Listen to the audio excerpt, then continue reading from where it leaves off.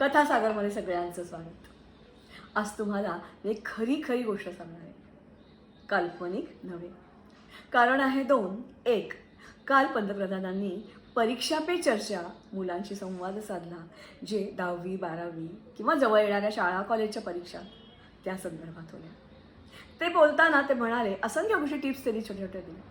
ते म्हणाले की जसं बॅट्समनला येणारा फक्त बॉल दिसत असतो आणि त्याचा अंदाज घेत त्याला हिट कसं करायचं तेवढंच त्याचं ध्येय असतं, बाकी इतर सगळ्या गोष्टी तो विसरलेला असतो, तसंच तुमचंही झालं पाहिजे.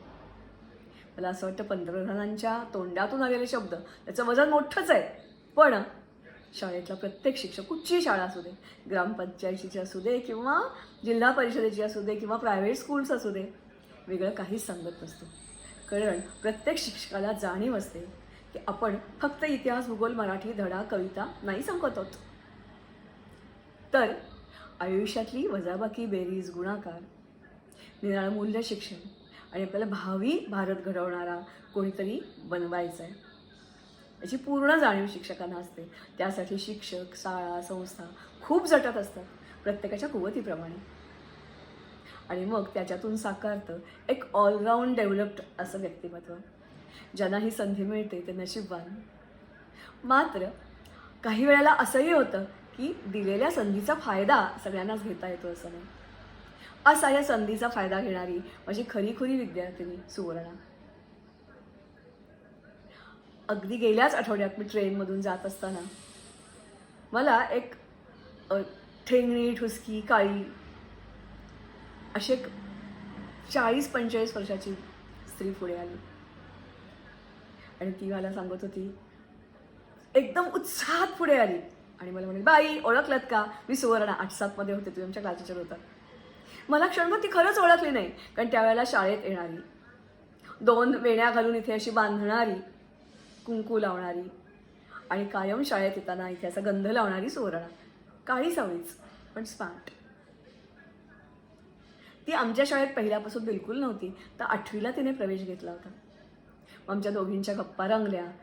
मग आपण तयारी कशी केली होती क्रीडा महोत्सवाची, गॅदरिंगमध्ये कशी तयारी केली होती, कोणती बक्षिसं मिळाली व बाकीची कोण मुलं कुठे असतात, सारा रेल्वेचा प्रवास आमचा त्या गप्पातच गेला. आणि मग मला असं वाटलं, या सुवर्णाची यशाची कथा तुमच्यापर्यंत पण पोचवायला पाहिजे.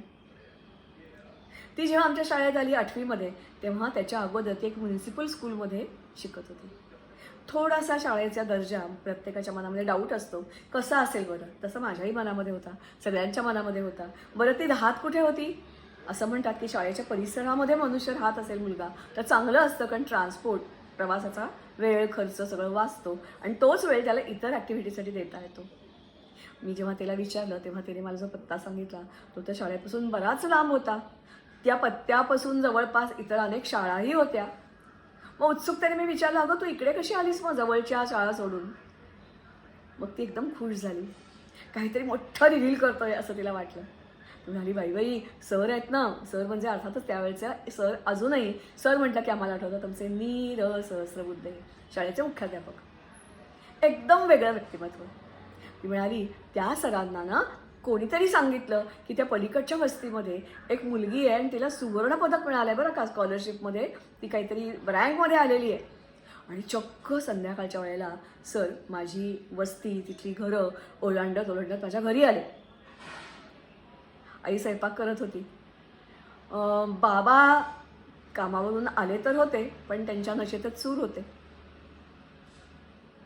आम्ही मुलं कोणीतरी वेगळं आलं आहे म्हणून सरांच्या बरोबर गोळा झाला. सरांनी विचारलं, कोण सुवर्णा, कोण, हीच का? मग कसलं मेडल मिळालं आहे, काय मिळालं आहे, त्याची ती चौकशी केली आणि म्हणाले, आता तू माझ्या शाळेत ये बरं का, अशी गुणी मुलगी मला माझ्या शाळेत हवी आहे आणि मला नक्की खात्री आहे की तू खूप मोठी होशील. ती त्यांच्याबरोबर एक छोटासा मिठाईचा पुडा पण होता आणि त्यांनी मला विचारलं आणि आईला सांगितलं, जरा मेडल दाखवा ना तिचं. असं हातात धरून त्यांना ते बघायचं होतं. आता मात्र आमचा सगळ्यांचा चेहरा पडला. डोळेचे डोळे असे मंदावलेले, ग्लानीत असलेले बाबा एकदम ताठ झाले. आता सगळी काय सांगतायत? एकदा माझ्याकडे आणि एकदा बाबांकडे बघत बघत आई बोलली, नाही येत होती घरात. अरे असं कसं? अशी छान लटकवून ठेवायची फ्रेम करून, या कपाटात ठेवायची, नाही कशी गेली कुठे. आता मात्र माझ्या डोळ्यात पाणी आलं आणि मी सरांना म्हटलं, सर, अर्थातच तिच्या बाबांनी ती मेडल्स पैशासाठी विकली होती. त्यांना पैसा हवा होता केवळ आणि केवळ दारू पिण्यासाठी. आसपासची पण वस्ती बरीचशी तशी होती. हा जो मी आत्ता काळ सांगते ना, हा खूप खूप खूप जुना आहे.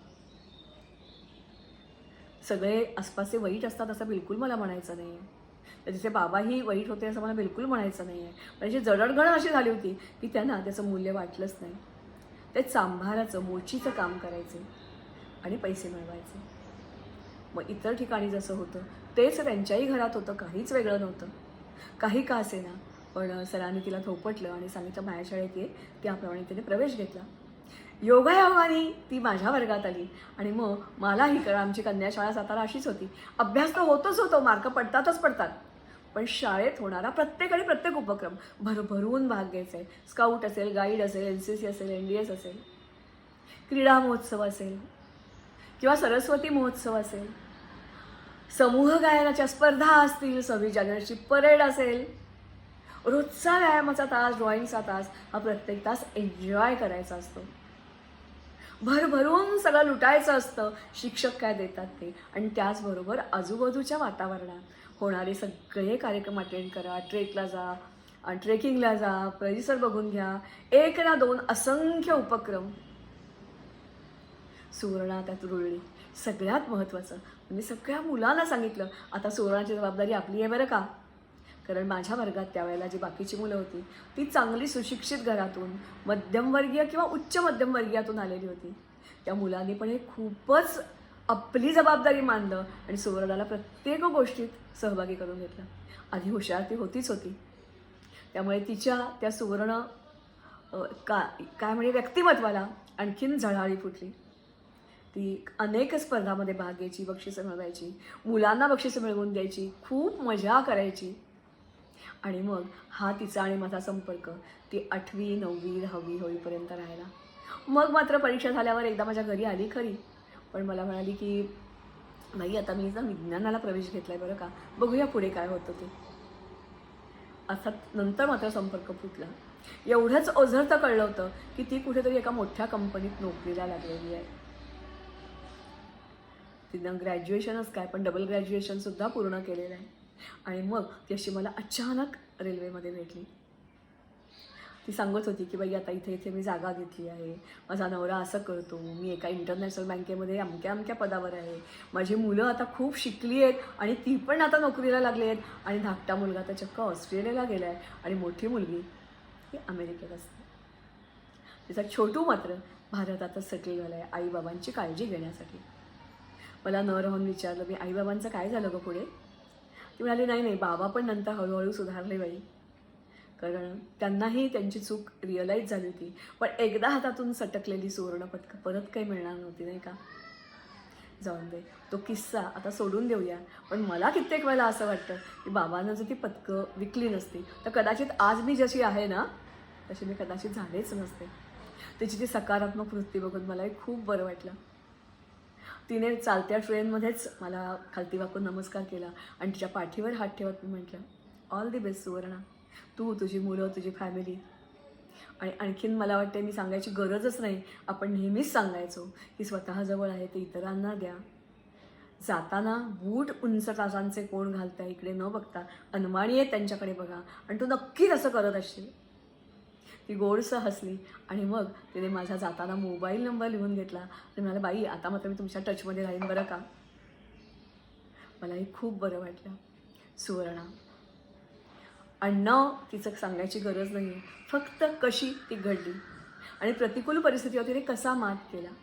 तिच्या आजूबाजूची परिस्थिती कशी असेल फक्त इमॅजिन करायचं आहे, मी सांगण्यात काहीच अर्थ नाही आहे. तेव्हा अशी ही सुवर्णाची गोष्ट,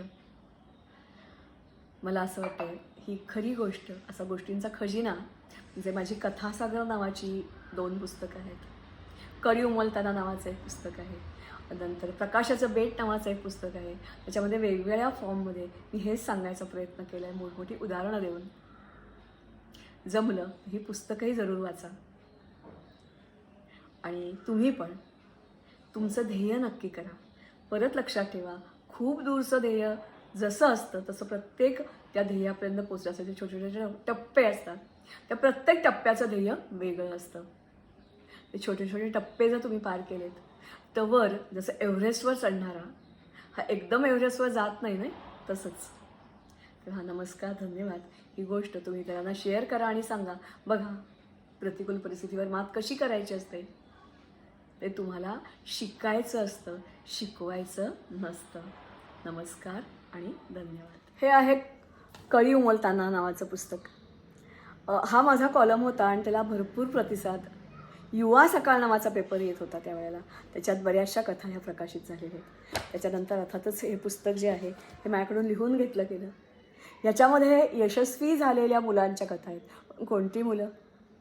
खेरवाडीमध्ये एक प्रकल्प चालतो आणि त्याच्यामध्ये फर्स्ट टाईम ऑफेंडर आणि स्कूल ड्रॉपआउट्स त्यांना स्वतःच्या पायावर आत्मनिर्भर बनवण्यासाठी बरंच काही कोर्सेस चालवले जातात.